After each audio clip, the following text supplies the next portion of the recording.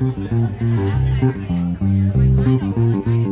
going to just talk about file saving and file organization, which is pretty straightforward on the one hand, but people do get a bit overwhelmed with how to work with chapters, how to save your chapters, what's the best way forward.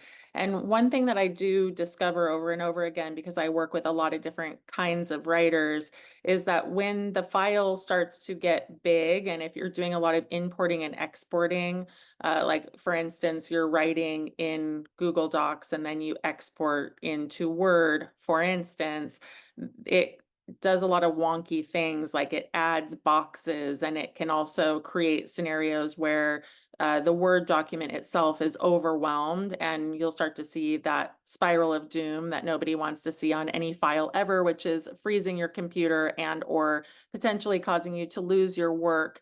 And so what I want to just say by way of best practices is to get into the habit constantly of saving. If you know the command key on your computer, you can just do, I mean, like for Mac, it's command save, command save. There's an equivalent for PCs. That can just almost be like an obsessive thing that you take on so that you don't lose your work. The other thing that I'll say about file saving, you may want to write your manuscript in smaller increments. I'm sure that some of you are using software like Scrivener or even Google Docs. The problem is that when you get into later an editorial relationship or certainly with a book publisher, everybody is going to want your stuff to be in Word.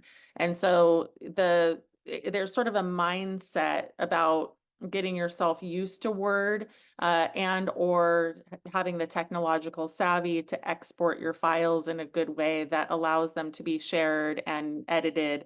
And I also think it's a really good practice for anybody who is a writer and especially an aspiring author to know how to do track changes and to know how to work with track changes and to be comfortable with track changes. So this is sort of the business side in a way of being an author. It's all part and parcel. How you store your files, keeping track of your files. I can't tell you how many of our authors, we've gone to copy edit or we've gone to proofread with the wrong manuscript because they send the wrong version or something happens. And so version control is so principal. And if you know that you are a disorganized saver of files, please get yourself into a really good habit. I think one of the best things that you can do is at the extension of your Word file is to put the date on it.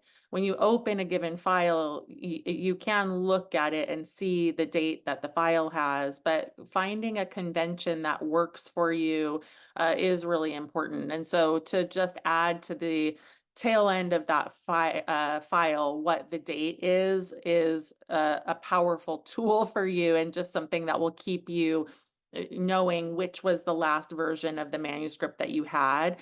The other thing I'll say about saving is that if you decide to cut something out of your manuscript, please do yourself the favor of cutting it and pasting it into another file that you would then say, this has been cut out. Don't just delete it forever. There may come a point where you wish you had that.